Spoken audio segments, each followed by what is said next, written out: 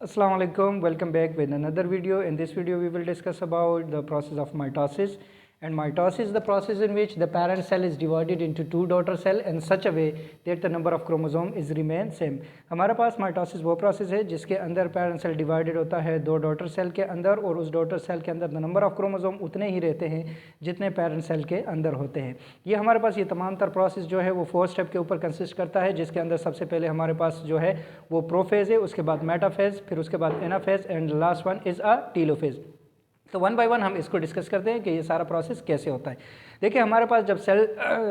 के अंदर हमारे पास क्रोमेटिन मटेरियल प्रेजेंट होता है, और ये जब क्रोमेटिन मटेरियल थिक होते हैं तो ये क्रोमोसोम के अंदर कन्वर्ट हो जाते हैं। सबसे पहले अगर हम देखें तो इंटरफेज के अंदर, इंटरफेज हमारे पास वो फेज़ है जिसके अंदर हमारे पास जो है वो सेल जो है सेल डिवीजन के लिए तैयार होता है। इसके अंदर दो चीज़ें टेक पार्ट करती है, एक हमारे पास सेंट्रियोल्स होती है, these are the small cylindrical bodies होती है जो the process of cell division के अंदर टेक पार्ट करती है। दूसरा हमारे पास न्यूक्लियस होता है, ठीक है। बाकी जितने भी हमारे पास जो डबल मेम्ब्रेन ऑर्गेनेलीज है वो उसके अंदर टेक पार्ट नहीं करती। इसके अंदर हमारे पास ये है कि हमारे पास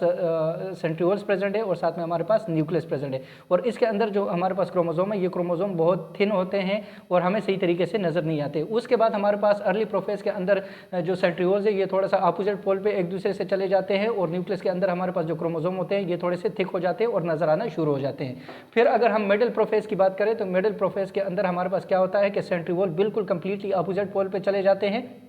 और ये स्पेंडल फाइबर स्टार्ट करना शुरू कर देते हैं, और यहाँ पे हमारे पास क्रोमोसोम मज़ीद थिक हो जाते हैं। जब ये हमारे पास मज़ीद थिक हो जाते हैं तो लेट प्रोफेज के अंदर हमारे पास Aahista Aahista the disintegration of nucleus start हो जाता है, और क्रोमोसोम जो है वो जो हमारे पास ये स्पेंडल फाइबर है इसके अंदर जो सेंट्रियोल्स है ये सेंट्रियोल्स हेल्प करते हैं स्पेंडल फाइबर्स बनाने में, और ये उसके सेंटर पर आना शुरू हो जाते हैं। मेटाफेज के अंदर क्या होता है कि हमारे पास न्यूक्लियस कंप्लीटली डिसअपेयर हो जाता है और ये सेंट्रियोल्स कंप्लीटली अपोजिट पर चले जा चुके होते हैं, और इसके बाद हमारे पास जो स्पेंडल फाइबर है इस स्पेंडल फाइबर के ऊपर हमारे पास जो क्रोमोसोम्स है ये क्रोमोसोम आके अक्यूमुलेट होना शुरू हो जाते हैं, ठीक है। फिर यहाँ पे हमारे पास जो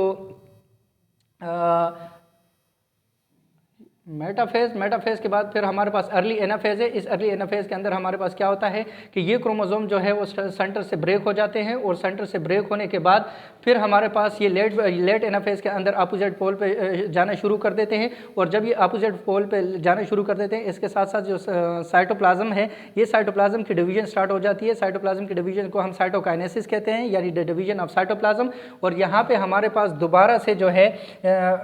टीलोफेज के अंदर हमारे पास क्या होता है कि न्यूक्लियस से जो है वो दोबारा से रीजनरेट होना शुरू हो जाते हैं, और ये क्रोमोसोम दोबारा से थिन होना स्टार्ट हो जाते हैं। और इंटरफेज के अंदर हमारे यानी जो इंटरफेज है या लास्ट टीलोफेज है इसके अंदर हमारे पास दो न्यूक्लियस जो है वो कम्प्लीटली अपेयर हो जाते हैं, इसके अंदर सेंट्रियोल आ जाते हैं, और दोबारा से क्रोमोसोम बहुत ज़्यादा थिन होते हैं जो हमें सही तरीके से नज़र नहीं आते। यानी ये एक ऐसा प्रोसेस है जिसके अंदर पैरेंट सेल डिवाइड हो जाता है टू डॉटर सेल के अंदर, और इन डॉटर सेल के अंदर the number of chromosome remain same होता है। अब हमारे पास इस जो प्रोसेस ऑफ माइटोसिस है इस माइटोसिस की अहमियत क्या है, तो जब भी बॉडी के अंदर द ग्रोथ और increase in the body such due to the formation of new cell in tissues, ये हमारे पास जितने भी यानी ग्रोथ का प्रोसेस होता है जिसके अंदर कद वगैरह या बाकी चीज़ें जो इंक्रीज़ हो रही है, कद का साइज़ इंक्रीज़ हो रहा है, तो ये हमारे पास माइटोसिस के प्रोसेस से होता है। इसके अलावा हमारे पास जितने भी हमारे सेल डैमेज हो जाते हैं उन डैमेज सेल जैसे स्किन सेल्स हैं और उनका रीअपेयर होना या रिपेयर होना, ये तमाम तर प्रोसेस जो है वो माइटोसिस के प्रोसेस से होता है, ठीक है। इसके अलावा जो एसेक्सुअल रिप्रोडक्शन है इज एसेंशियल डिवीजन और the multiplication by mitosis. Asexual reproduction जो जिसके अंदर सिंगल पेरेंट इन्वॉल्व होता है, और उसके अंदर जो डिवीजन है या उसके अंदर जो मल्टीप्लिकेशन है वो तमाम तर प्रोसेस माइटोसिस के जरिए होता है। So thank you so much.